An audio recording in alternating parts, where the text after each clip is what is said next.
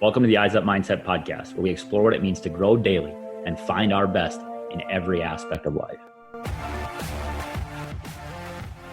Welcome back to another episode of the Eyes Up Mindset podcast. Jamie, it's extra special to see you today because I just got to see you in person, give you a hug.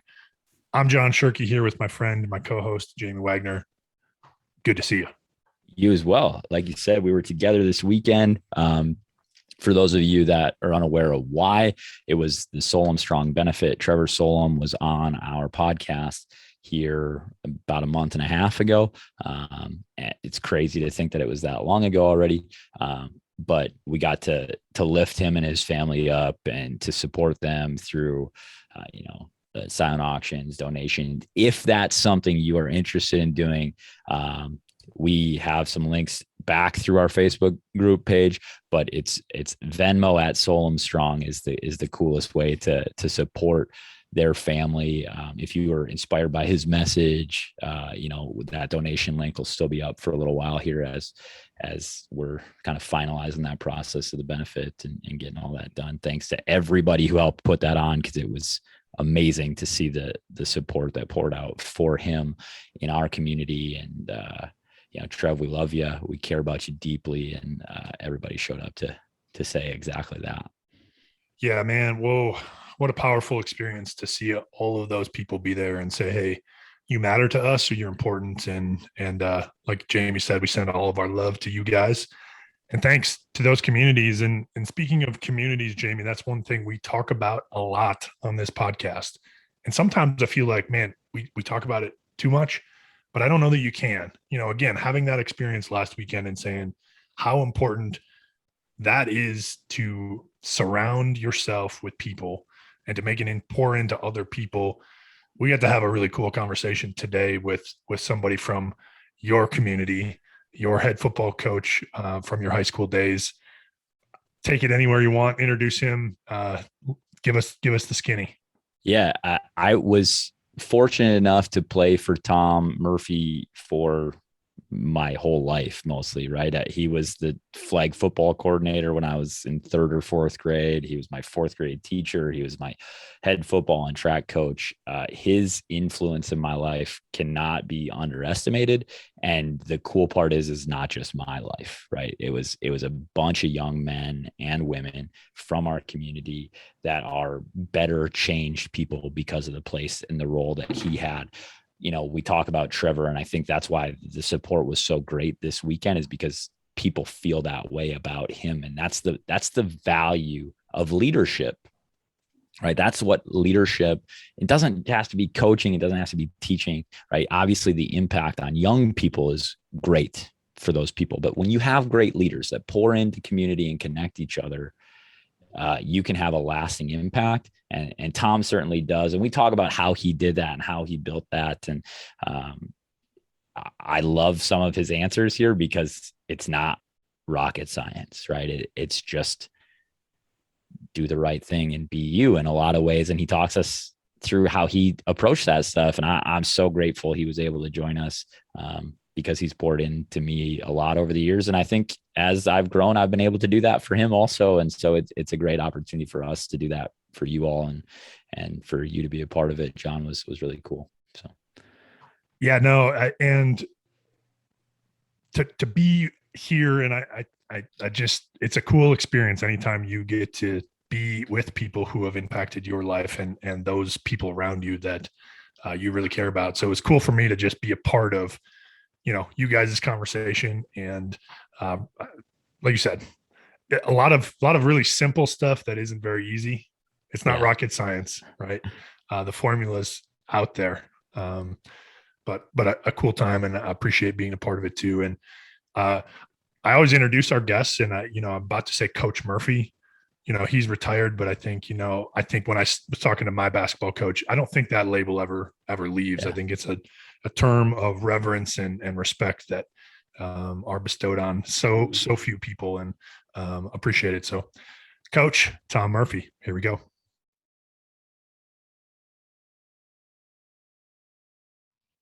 Murph, it is amazing to have you on. For those of you that missed this in the intro, I don't know how you would have, but this is my high school head football coach, head track coach, Tom Murphy, from Nicollet, Minnesota. It is amazing to see you and to have you on the podcast finally. How are you? I'm great, Jamie. Good to see you. Good You to as see you, well. John. Our first time, coach. I've heard a lot about you. I'm excited to get a chance to talk to you and test some of the things that Jamie has told me throughout the years. So excited right. for the conversation. Okay. Only small embellishments, John, just little details. So you are in a transition phase of life. You have been the head coach in Nicollet in some capacity, more or less, for the last 30 years. You're no longer in that role. What are you up to stay busy here now that you've retired and have given up football? Well, this summer I took the first summer where I just kind of let things happen. No weight room, no planning practices, no camps, no nothing. And that's kind of the decision I made when I went through and I said, I'm going to give it up, is I want to see what it's like without. And so a lot of travel with my family, my wife and I, and my sons, who are both married now. My wife and I spent 1 week in Hawaii, and then our sons joined us for a week. So I'm guessing we're a pretty cool mom and dad at that point in time, even though our kids are older. And my youngest son got married in end of June. So we had about close to a week up in the Duluth area where that took place. And I got a little vacation coming up here this weekend. So it's just a lot of travel, a lot of family, a lot of downtime, and that's been okay. It's been okay. So it's what we got a couple of days in now for the Minnesota season, and it's not like I gotta get to a practice. I'm gonna go out and watch a college practice here coming up one of these days, and maybe visit some other programs and just kind of see how things are done differently. But so far so good. Coach, I got to imagine that's probably a good indicator that it was maybe time. The fact that you don't have that deep burning desire, because even for me, I haven't been coaching now for, boy, it's been almost 5 years, and I still there's some days where it's like, I know that they just started, I know they're out there doing X, Y, and Z, but I go ahead and feel free to chime in. I have other questions, but go ahead if you. I think it's a process to go through for something you've done for so long. It was 31 years. Jamie can tell you, when I came here, I never planned to coach football. Played in high school, and ran track in college, and it just kind of fell into me, and went with it. And obviously, when you're young and you're foolish, you have energy.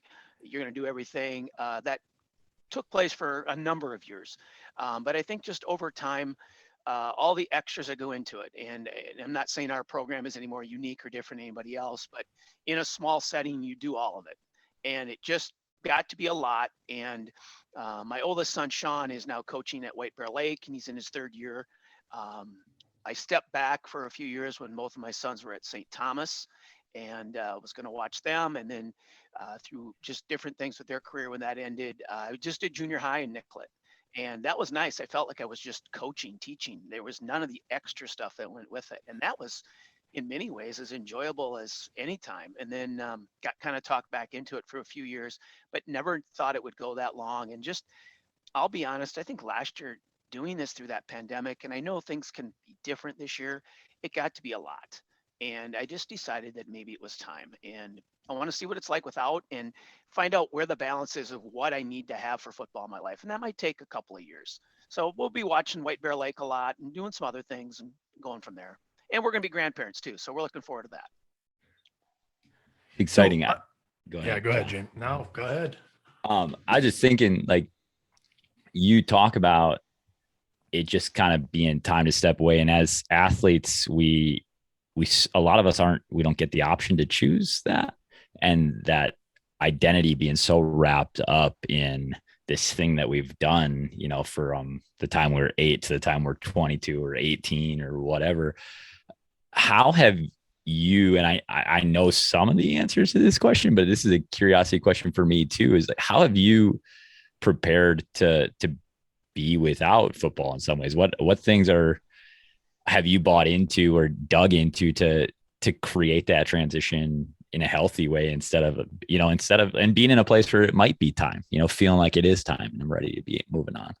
I think having things to do. I told you before we came on air that I've taken a lot out of your some of your past podcasts. I think it was John Krasinski. Really enjoyed that one, and listening to him, I believe he was the one that talked about when he came home and now life has changed and it's finding a community, finding something you're a part of. And Jamie, you and I have had this conversation numerous times, and I think the thing that I was worried about by not doing football is that was such a community to me. Yeah. That community at Nicollet, and that's was all probably created a lot by me. Yeah. And so now it's like, okay, that's who I was. And, I've listened to some of your other people talk about that identity, and that identity is, Nicollet football is what I was. And so it's figuring something else out. And a number of years ago, I really got into taking care of myself, lost a lot of weight, started working out. I have a gym in Mankato that I spend a ton of time at.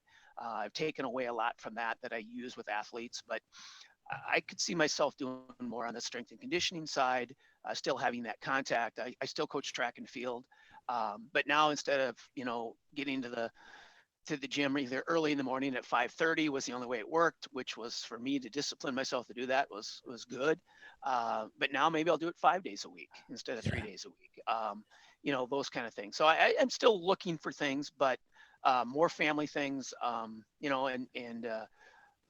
we'll see, more time with my wife. And so, but so far so good. Yeah. Redefining what that community is. Even, I mean, I think so many of us, as we create a transition in our life, like John has moved a few times. Like, how do you redefine who's a part of that and who influences your life and your community? And I think, for anybody that's listening, they can hear those things and say, it's okay to not know, it's okay to be searching, but define it as soon as you can, and then buy into it. And your gym, your church, whatever, those are places where you can connect with people, your family. So it's awesome. No, and I think it's so important, regardless of how long, if it's been 30 years or 5 years. I think back to I think of the coaches that I know in my life and kind of the turnover. There's even coaches, Jamie, that we've worked with in the last couple of years that have just decided, what, this isn't going to fit in my life right now, whether it's family or other priorities, or let's face it, outside influences that they just don't want to deal with anymore. But I think that's what, Coach, why it was so important for me to ask those questions or hear your perspective on those, is because I think all coaches need to be thinking about, why am I doing this? And at what point am I maybe not giving my whole heart, my whole effort into this thing, and maybe I need to be doing something else. But let's go back, though. We're talking about the end. Let's go back to the beginning. You never thought you were going to coach football. You take over early 90s. Is that correct? I'm 91. 91. And here's the thing, John, they were terrible. No, you've told me. So Coach, you take over a program not real successful, and Jamie says terrible, but I'll forgive him for being so negative. Not real successful. How do you go from there to, by the time Jamie graduates in 2003, you've been to 7-8 state tournaments, you're winning a bunch of games, you lose 6 games in his 4 years there, and you just referenced it a little bit ago. I think this is probably part of the answer, and I'll stop talking and let you answer. But you said you've built a community, and a lot of that was built, kind of intentionally through you. But maybe just talk through where you were at the beginning and how do you get to where it was? Yeah, I think dumb luck. I don't know. I got hired at Nicollet, and I've been here my whole career. And I guess to go back a bit, one of the biggest influences on me was my former assistant, Kevin Christensen. And Kevin taught with me for a long time.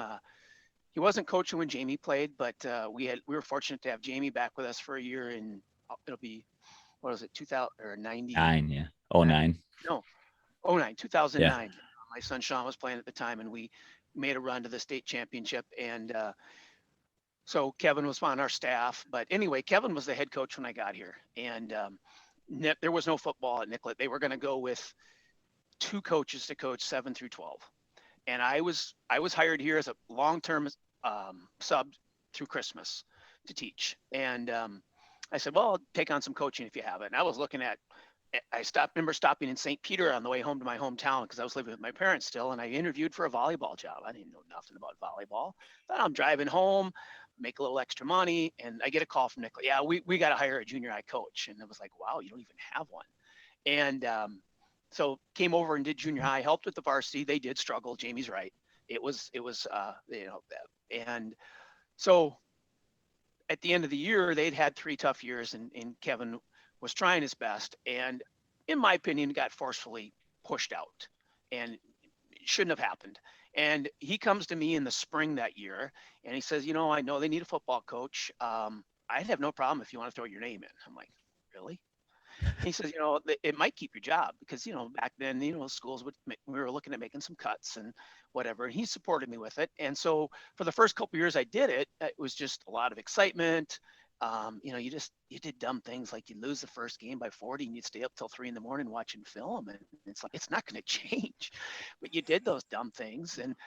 And Kevin was there to give me ideas. And then it was a few years later, I went to him and I said, would you like to come back and coach? And really shaped me a lot. And off and on, he was with me a number of times over the years and became our AD.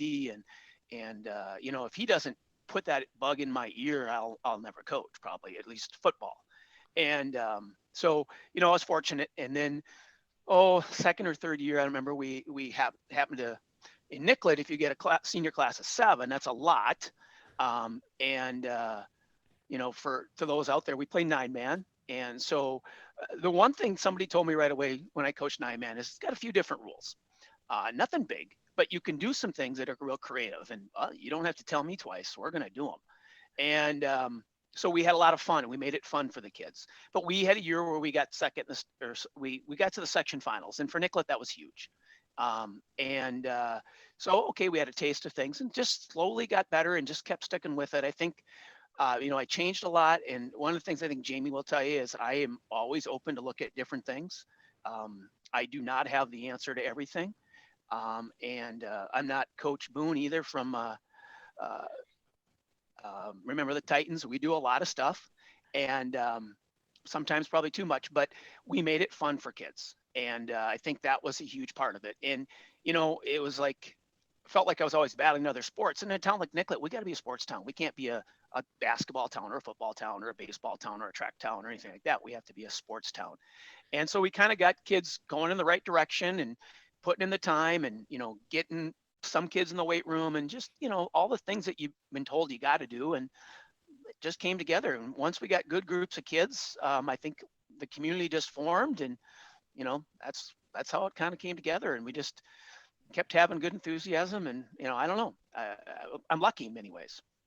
And I think that, I follow a guy on Twitter named Steve Magnus. He's one of the track coaches at the University of Houston. And he talks about we don't contribute enough of our success to luck sometimes or to being unlucky sometimes, because let's face it, sport and games have rules and they're played with a weird shaped ball and things happen that are strange. And I look back to, John, a little bit on the biography side. We didn't go to 6 state tournaments, 7 state tournaments. You've done that in your career. Some of it was after I was done. I didn't say you went to 6, Jamie. Okay. Yeah, I know. Sorry. But I think a lot of that was we had 1 or 2 groups that kind of bought in big time. And then you saw, we could do this. I think there was a belief system in place, through the late 80s, early 90s, where it was well, Nicollet's bad at football, and I was talking to somebody this spring when the girls were in the softball section final, and well, Nicollet's not good at softball, are they? Was the question, right? And I was like, I don't know. I have no idea. I'm not traditionally, I don't think, but I think we get stuck in those thought processes, right? These belief systems that we're not good at that here. And then the breakthrough happened in 99 and we make it to the state finals. And like you said, that year we threw it all over the place, right? In the section or in the state semis, we throw for 400 some yards. A couple of years later, we're pounding it at people. A couple of years after that, like you said, you're willing to do anything. You're running an offense where there's essentially 1 offensive lineman, and you're doing all this stuff and you're having success with all of it. And I think the thing that you said that just lands home with me, and probably something I've communicated to a lot of coaches just from learning through you, is like, it was something we believed in, and it didn't matter what we were doing, right? It didn't matter the scheme. It didn't matter the format. Like, you've done a lot of different things in the weight room. You've been super creative. You've done a lot of different things with speed and that sort of development, and been super creative. It didn't matter what it was. We just believed in you. Yeah. You know, we believed in what you were bringing. How do you, like, I know that that's a really abstract thing, but how do you create that relational basis to say, whatever I do, I'm going to try it? And I think we saw you like wrestle with things, I don't know if it's right, but we're going to try it. And then we took some of those risks too. How do you give that away? Because that's really important. You know, I think a lot of it, Jamie, is just the amount of time I spent with you guys. Yeah. You know, I mean, I was involved, and I tried to involve you guys in as much as we could, you know, back when you were playing and Coach Wick was here. And, you know, you think about all the things that we did together as a group, you know, where we got you guys in. But the day we got the new blocking sled, that was a huge thing in Nicollet. You know, we went out and got a top of the line, and everybody showed up because they wanted to see it. And, you know, we built those things up, and you guys all came in and we put it together, and we got the fields ready for camps, and we got the fields ready. And it was just like, okay, we made it a part of what we made you a part of it. And I think that's where that community came from. And, you know, even over the years, it's, you know, parents want to be involved, and we all know that there can be good and bad sides to that. And you got to figure out a way to get parents involved, because they can be helpful. And then I think another thing was, when I first started coaching, they used to have a 9-man clinic out in Lake Benton long time ago. And so Kevin tells me, you got to go to this. And it no longer exists anymore, because Lake Benton doesn't even have a school. And I went to it and heard different things, but somebody talked about having volunteers, and that they, you know, being small school, you need all the help you can get. And you got to be careful about who you get. I always tried to keep most people at arm's length. But if you could have 1 or 2 volunteers, especially if they're from community and you're doing things right, the message they go out and give in your community is huge. And I was fortunate over the years to have those people that could go out and share what was taking place. And, you know, it just was another layer. And then, you know, figuring out how is it parents can be involved in the right way. And, you know, and then, you know, just over time, your convictions grow stronger, and, you know, what you'll talk about with parents and what you won't talk about with them. And, you know, that just took time. And I think that's, I'll give a lot of credit to you. And, you know, I learned a lot from you guys going on to play college ball, because my experiences were not anything great up until that time. Just going with what I thought was right. But to have you guys enough trust and come back and share things and build and all that kind of stuff. And so I think it's just the enthusiasm. If we were in the weight room, I was probably doing it with you. If we were outside, I was probably doing it with you. Always killing a little bit inside when I realized I was getting slower and slower and stuff like that. But, you know, it's even when my sons played, you know, it was a way to make those boys a part of our family in some way and things like that. And, you know, maybe that's where over the years, not having those tighter connections got me to the point where I was ready to move away from it.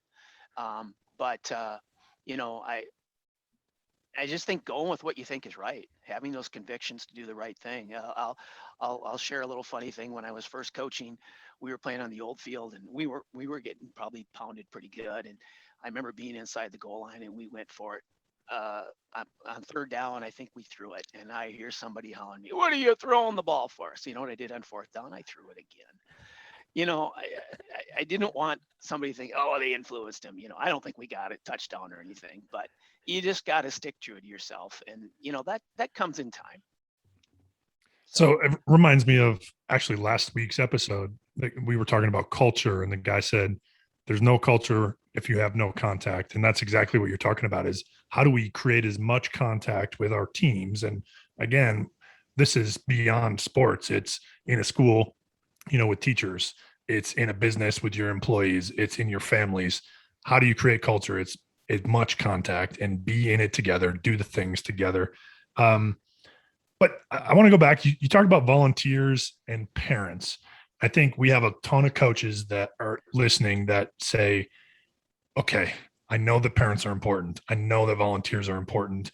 And I think, obviously you coach for a long time, and that's helpful because you can kind of set some boundaries around what you want them to do or not do. And you have a little bit more influence. But if you were speaking to coaches that are listening that, maybe you don't have 30 years of experience in the clout that you had in the community, but maybe are saying, hey, how do I involve parents in a successful way? And how do I efficiently use volunteers? What kind of advice would you give them? I think you have to like clearly communicate. I think nowadays we have so many ways to communicate with people. It took me a while to embrace like doing the email and all that kind of stuff, but I think as much as it drives me nuts, they still act like they don't know what's going on. But you come up with a social media way to share things. So we use Remind. Have an email group. You just blast them with stuff so they can't say they don't know. We always had a meeting at the start of the year. I think most do, but really determine what your expectations are and lay them out. And I don't know how many years ago it came to I always remember starting our meeting, and Jamie will tell you it's exactly what I said earlier. And I know he's referenced it, so he listened to me once. But it was, and this is no cut on Nicollet, because I grew up in a small town, Henderson, Minnesota, half hour from here. I played against Nicollet in high school. Unfortunately, I lost to him as a senior. But somebody taught me is, where do we want to be? And they said, congratulations, you're the best at Nicollet. And I don't cut that because I grew up in a small town. I wish somebody would have told me, congratulations, you're the best at Henderson, because whatever I did, I was the best at that position. I was a track athlete, I was the best long jumper, whatever. But really, what did that mean if there's only 3 kids on the track team long jumping or whatever? And, do you want to aspire to be better? So we talk about that. But then I think over time, we came up with what is it you can tolerate, from parents. And, we came up with things that were non-negotiables that we just can't discuss. One of them was playing time. It's hard. I get that. But,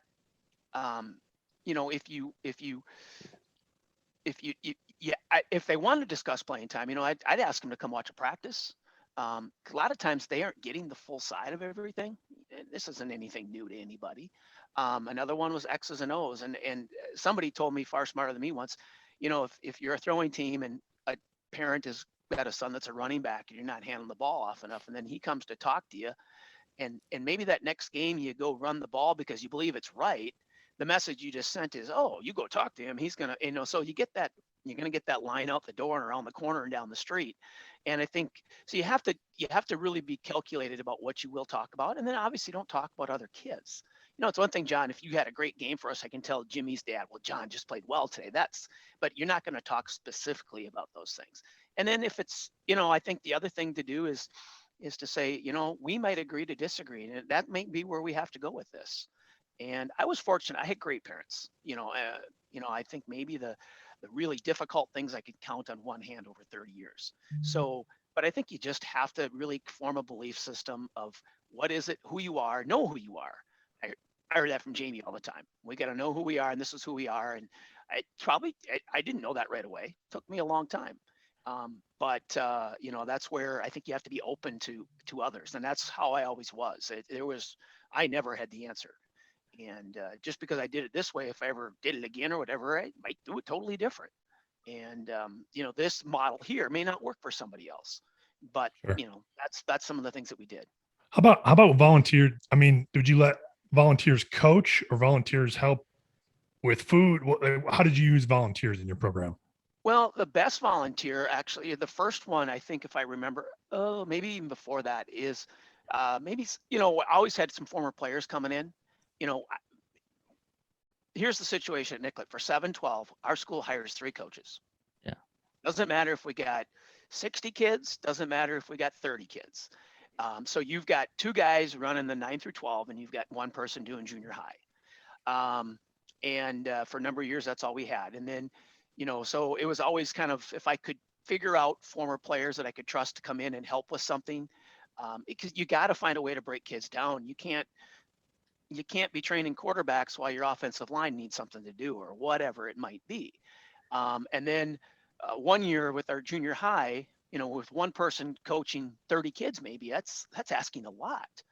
And nowadays it's almost reckless, because if you have somebody get hurt or whatever, that's a whole nother story, about how we approach that. But anyway, a parent came up to the junior high coach and said, I'm willing to help. He said, I really don't know much about the game of football, but if you want, you can take a half of the group and do this, and I'll just have them do push-ups. I don't care. We'll get them working hard. And over time that evolved. And then over time, you figure out what that person can do for you. By the time they were done, they understood parts of the game. And you could now say, okay, today, this is your group. You go do this with them. But you have to coach them as well. And I think if you have people that are coachable, you can easily do that. If you just bring them in and don't really tell them anything, it's just somebody else standing there watching. And so, but now on game day, they all had their roles. Like this person could fix just about anything. Helmet's broken. All right, go. You knew in about 30 seconds it was going to be fixed and you're back on the field. So, I tried to always look for people like that. Also people you knew were going to go out and give that message in the community that what you're doing is the right thing, because they can go out and give some pretty bad messages too. And I think the same thing is true with kids. And I read this in a book, and then we had a young man many years ago go to practice one morning, and I see him in the locker room. We go out. Where is he? Not around. I look over the front of the school. He's sitting out front. Well, I asked the guys, and he was never a great player for us. But they said, well, he's going to quit. And I remember reading somewhere, well, there might be some kids, we never had a ton of kids, so we need everybody. But you got to remember, what's the message they're going to carry out? No matter what carries on, they are going to give a message to other kids in your school. And they might distract others from playing. So I took time out of practice to go visit with that young man and figure out what was going on. And I really should have been at practice. And gave him the chance to go home for the weekend, think about it, and he was back that next day. And it was all because I didn't want, what was that message that was going to be shared with others, regardless if it was right or wrong. It was like, we have to be careful about what that message is. And so, I consider that to be a chance where we saved a young man and made him a part of our program when he could have walked away. I think that is a huge part of my takeaway from my experience with you in multiple places. We've obviously become friends, and I coached with you as well. And I was 19 and had coached and had played a year of college football, and bring back, hey, let's try this. And you're like, okay, let's do it. And you immediately made me feel like the thing I had was valuable and it was something to offer. And I feel like that was probably something you did, even with that person who you went and talked to, you said, hey, you have something of value to offer to us. Even if it's just the message you're giving to the community that this is a good place, it's a safe place, you feel valued in this place. That's a really powerful thing, because then you don't lose those kids over time. And you talked about it. The sideline at Nicollet football games typically has 1 or 2 or 4 or 7 alumni, right? There's just always people there. And the thing that I would encourage is like, the contact that John is talking about. You don't have culture without contact. It doesn't always have to be from you. I think one of the things that you did extremely well is like the message that you were sending went to everybody. And then you felt perfectly confident that if I was giving the message, it didn't have to be coming from you. If it was, one of my classmates giving the message, it didn't have to come from you. If it was one of the players, it didn't matter. It didn't matter if it was a coach or a parent or whoever. Like, we have one unified sort of voice, and that's the message everybody's getting. And you just, I think there was a genuine love of the game that grew because everybody was involved and invested. And I don't know how to challenge people in any other way than to say, like, we were not a football town when I was growing up, when I was 10 and under. And somewhere along the way, you said be a sports town, but somewhere along the way it changed and Nicollet kind of became a football town. And it's, I think, because of the love and the passion and the excitement that you brought to it. The challenge in that is Nicollet has a lot of turnover because it's a small community circled by a bunch of bigger communities. And so there's always like, there's better pay somewhere else, better opportunity somewhere else. You've had a ton of assistant coaches along the way. How have you dealt with getting that message to them also? I think back and I couldn't even name them if you said name them. Yeah. I think it's a matter of, again, some dumb luck. Not all were good, but I think trying to be real clear about what we're trying to accomplish, and lead from a front. I think giving them autonomy too. I think allowing them to coach. I've never been one that's top down. And I've had things that I am responsible for and will take care of. There are times where I say this is what we're going to do, but I think from working with you and then with Kevin, I didn't even ever I was I concerned what Kevin did defensively? You bet, but did it ever worry me? No, it was his side of the ball. Go with it, and I did that with I think a good percentage of my coaches, and they have to have value in what they're doing, and you need to let them bring themselves out. And I think then the program that we had, it allowed them to figure their way into it. That's the best I could say. But I think you probably, whether consciously, intentionally or not, just a little bit ago, you were talking about the volunteers and, coaching them, right? To, hey, this is what I need you to do today, clear expectations, take this group, do this. And as they came along and got more understanding of what you were trying to do, there's more responsibility, right? There's a little bit more. And I think sometimes as coaches, we assume that we have an assistant, they could know, maybe they played, maybe they whatever, they coach somewhere else, they know. And I think there's a part of us that needs to make sure that we're coaching the coaches too. And Jamie, we've certainly talked about that in our conversations, and how do we help coaches do that? But again, whether you did that on purpose, coach, or not, I hear you saying that, and how your approach to building your community was that was certainly part of it. Yep. We talk about teach everything, and I think that was something that you did really well, is just teach everything. And we were talking about it earlier today when we touched base on the phone. As a running back and a receiver, we did lineman drills, right? Because we needed to learn how to block, and one of the things that you've always had is you've always had a quarterback, right? You've always gone and taught a quarterback, and a lot of kids learned it in 7th grade, right? And you're saying, okay, the most important thing is we were going to throw the ball at the 9-man level, and not a lot of teams do that. So we're going to coach a quarterback from early on. I think that's a good challenge to think about in your businesses, what's priority number one. And I think you've always done that. Did you pick that up from somebody, or how did that evolve? I think it just, it doesn't take much to figure out, watch the top level football teams, be it NFL, college, whatever. I mean, I wasn't a quarterback, probably deep down always wanted to be. Me too. Me too. But everybody wants to touch the ball, which is another total subject. But I think it's, there is such a responsibility in that position. And I think if you have the right people there, they can follow. And, I think Jamie's senior year, the young man that we had at quarterback, I think that group would have followed him anywhere. And talented as heck, but so was Jamie and many, many others. But I didn't really figure this out until I was reading Tipping Point by, was it Gladwell? Mm-hmm. Yeah. And the big thing I took away from that is a connector.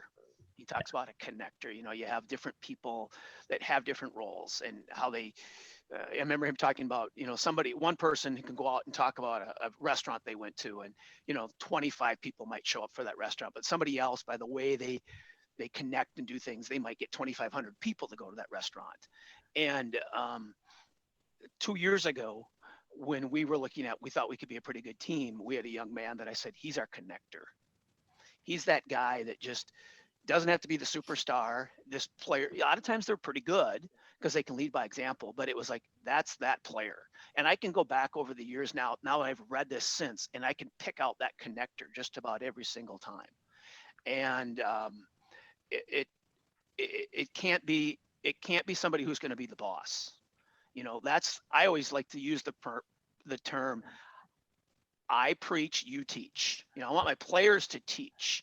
Let me do the preaching. And it's real easy. And, when things aren't going well, and I'm sure you guys have been through your experiences athletically where everybody wants to point the finger, and but if you can get people to understand, there's people have jobs to do in that setting. And the coach's job is to take care of that. Not always the easiest thing to do.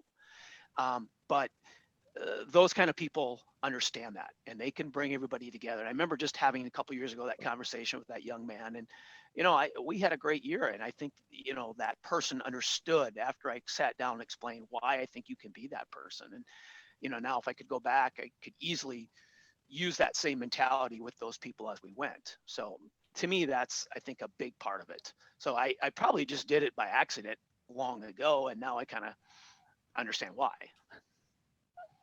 It's so true. We rework a definition as to why something worked or mattered. When we hear the language, we're just like, oh, that's what it was. That's how it did. And now I can explain it to somebody else in a meaningful way, but I couldn't have 10 years ago. I couldn't have explained to you why it works. It just did. And now I have some knowledge about it and can make it work. And I think, our most recent guest, Martin Rooney, said this, like, you need to be reading, you need to be engaging, you need to be learning.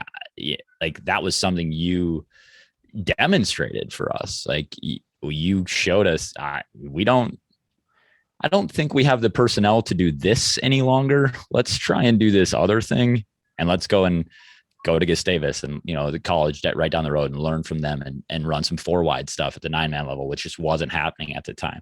You let me come back and, other members of our groups that have gone to college and like, okay, we're going to teach a new blocking scheme because that worked for them at their school. We're going to do a different thing defensively because that worked for them at their school. Like, it was this constant learning. And now looking back, you can explain it, but in the time it's like, sure, I got a little bit lucky, and we've been there. Like, we had a ton of success in the track program that I was at. And it's like, could I replicate it? I don't know. I hope so.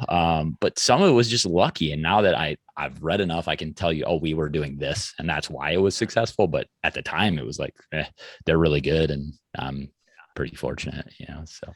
Yeah, I know this summer I was fortunate to have been working with one of your former guests, Travis Walsh.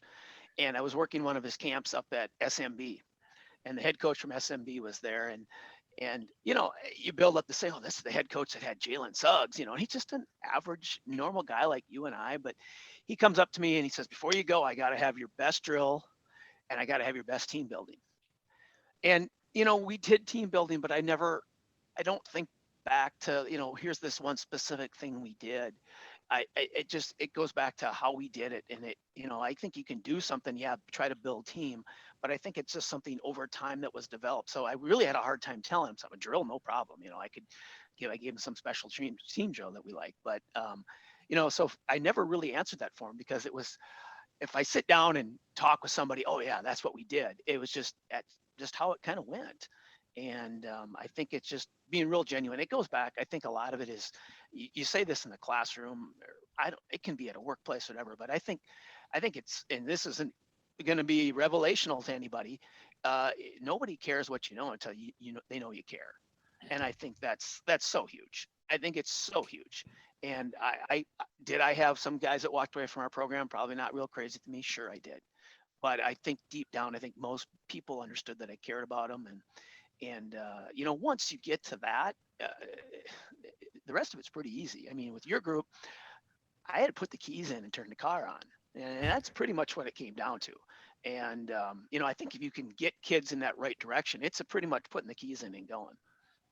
There's something so valuable about that. It's like, we want to overdo things. Like, we want to be involved too much sometimes. Like, I say this a lot. The reason I love working with high school kids, right, is that I learn as much from them often as they do from me, because they're just with it in a lot of ways. We don't give them nearly enough credit for the intellect, the things that they're challenging, the places where they're going. And I remember I watched a play from the Rams in 2001, the greatest show on turf, right, where they did a little shovel pass to Oz Hakeem and then ran option with him and Marshall Faulk. And I'm like, we got to do this. We got to do this. It's going to be the greatest thing ever. Right. So I shoveled to Tony. Tony's going to go run option with somebody, with Paul probably. And it didn't work. Right. I think we scored a 2-point conversion, but Tony's just a freak and made it happen. Right. And like, it just didn't work. And you're like, sure, we'll put it in. No big deal. But then you're like, nah, let's just run, like, dive and lead and toss and we'll be fine. Like, it was, in some ways, it's like, we can listen to our students and our athletes, and they're going to give us some good stuff. And it's not all going to be gold, right? It wasn't for me all the time. I'll guarantee you that. But when we're open to those conversations, we create that connection in the way that gives that lasting sort of impact. And, it's pretty incredible, the community that you have built. And I think, we had John's head basketball coach on, and I think he would say the same thing, right? Like there was a community around Minnewaska basketball that had it's lifelong, it's a lifelong community. And as coaches, we want to hang banners. We want to win trophies. We want kids to have experiences that are mountaintops. Yeah. But the true value in this is, can you connect deeply enough to make kids want to come and put together a blocking sled just because we're hanging out together? Yeah. And I think, one of my favorite books is Season of Life, and I can't remember the name of the author. He worked with Joe Ehrmann. Yeah. That's where I first learned who Ehrmann was. But in there, the school that he's at, it talks about they were some prep school out east, and they were really good. And the head coach is saying that we had a preseason scrimmage, and afterwards we have a big barbecue, and the families are all there. And he says, I remember a mom and dad or group of parents asking, how good we're going to be. And he's like, I don't know. And he says, we're probably going to be 10-0. And the whole point was, we don't know until 30 years from now. And I really hung on to that once I read that. And that was what we talked about all the time. And that comes back to me from others. And, I know that became who we were and was successful because, people can think what all they want about like Facebook and the social media and all that. And I'm on that only because a former player invited me to be part of a Nicollet football thing many, many years ago. It was Ryan. Yeah. And we just discussing things from football in the past. But now I have former players that I'm friends with. They share pictures of their kids. And that is so cool. Yeah. And I see what they're doing in life. And that's when you've made an impact. And the banners are nice, but nobody's not going to wrap us in them when we go in that box. So, and you sometimes have to keep those things. You need those moments of perspective when you're like, oh, I'm missing football. I got to get back to coaching. I got to get another banner. No, I don't. If it happens, great. But, you just sometimes have to realize that what the greater impact is. And so, that's, I guess if there's a takeaway from that is for younger coaches is understanding that.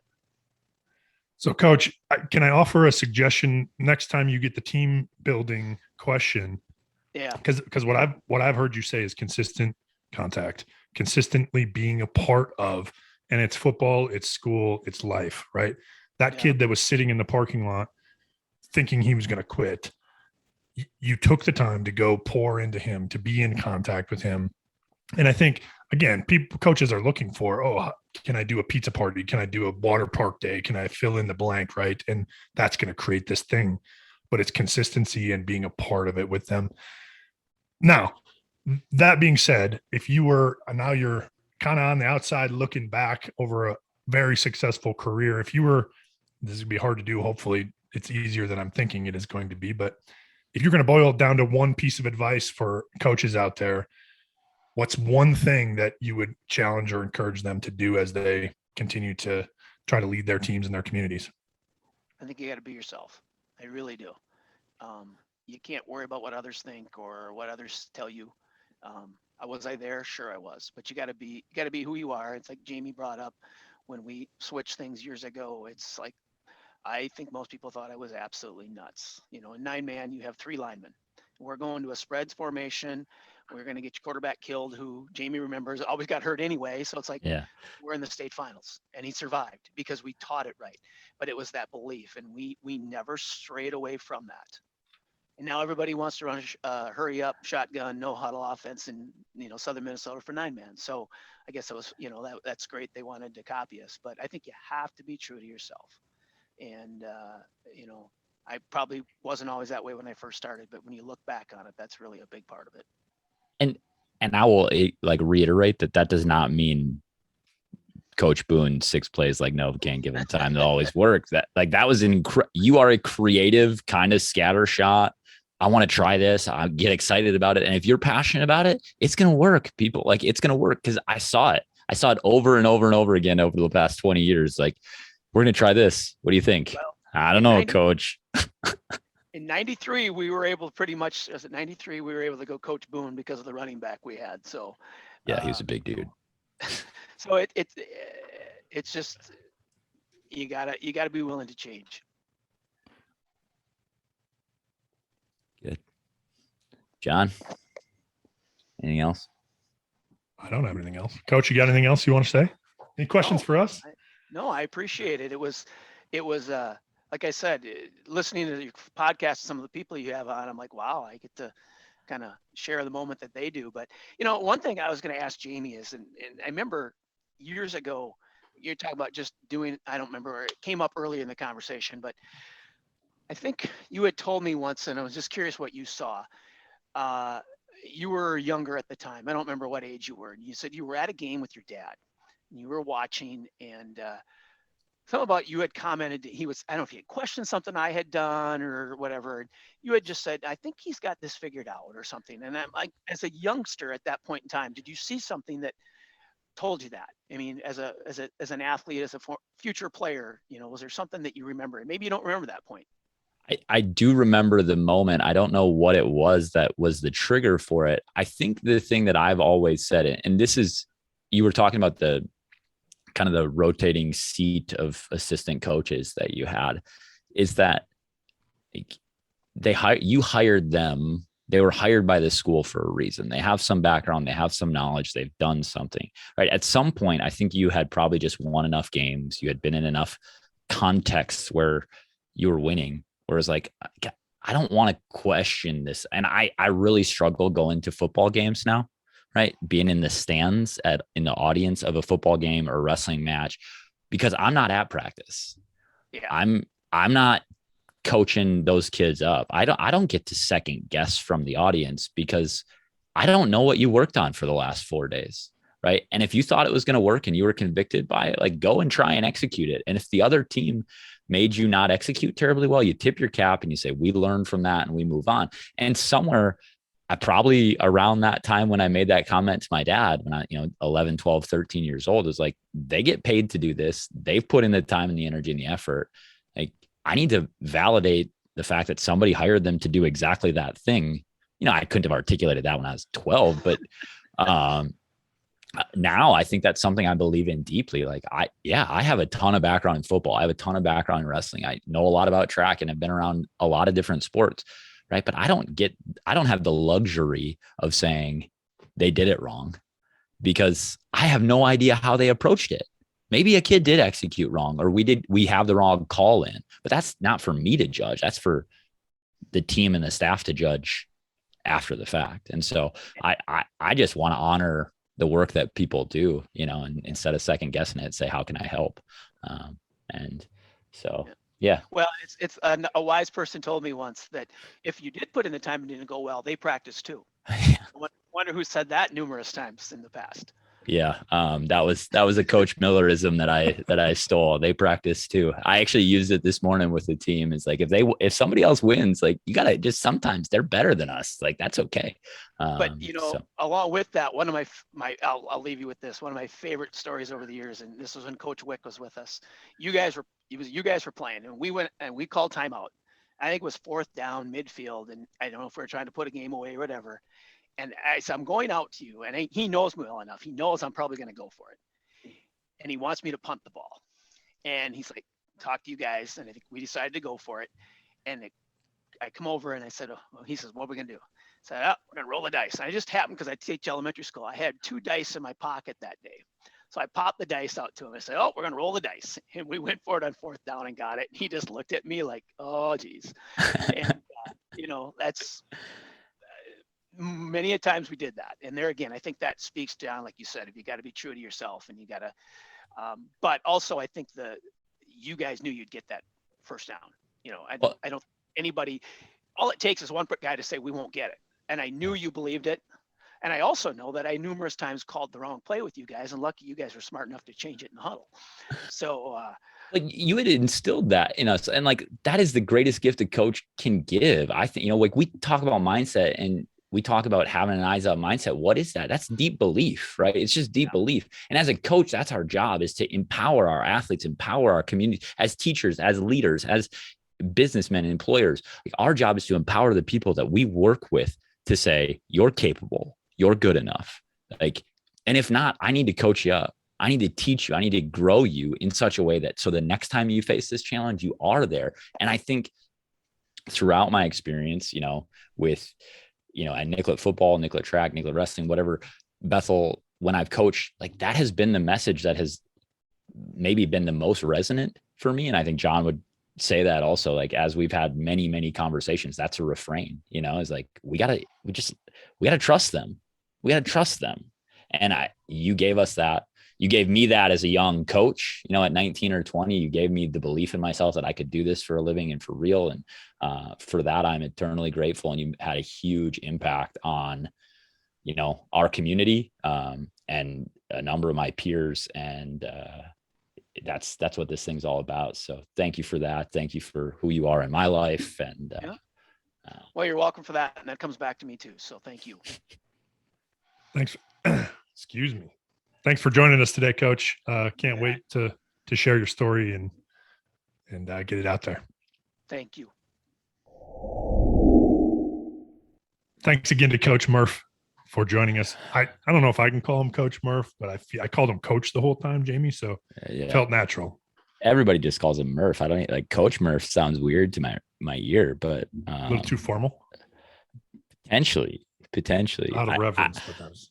I remember being like a second or third grader, and I had him as a fourth grade teacher also, and it was Mr. Murphy, right? Or it was Coach Murphy. You didn't get to call him Murph until you were like a seventh grader. You had been through his classroom, and then it was you got to call him Murph. So, what a gift that conversation was for me. When we started the podcast, John, we talked about being able to have these sorts of conversations be broadcast, and Tom has been a person that I have gone to consistently in my life as someone to just have these impactful conversations with. And we don't do it nearly enough. We talk probably 4 times a year now. Right. But we've moved to a place where he was my teacher and my coach. And then he was a colleague that I worked with and we coached together.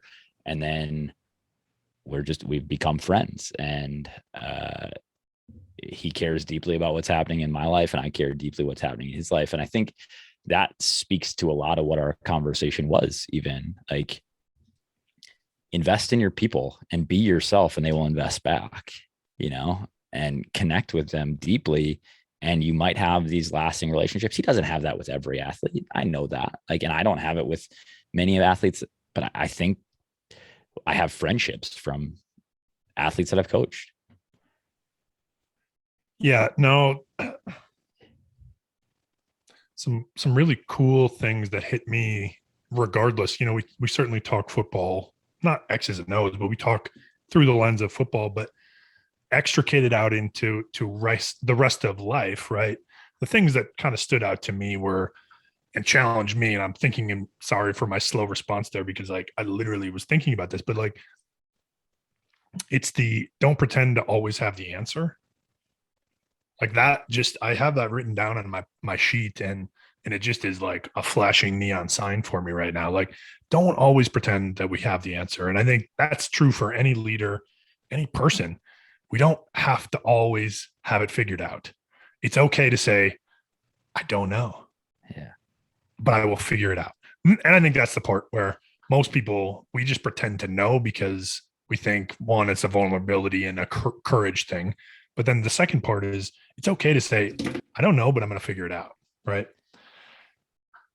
And I think, sorry, go ahead. No, but that speaks to who he is too, right? Not just like he said it multiple times there at the end, is like, be who you are, be what you are about, because you can't be anybody else. Like, you can't try and coach or teach or lead through somebody else's lens. You have to do it through your own. And he is very much a person like, I don't know the answer, but I'm going to go find an answer for us. And it might not be the answer, right? Sometimes it might be that I got a little bit lucky, and he admits to that, but we can experiment. And if we failure is okay, right.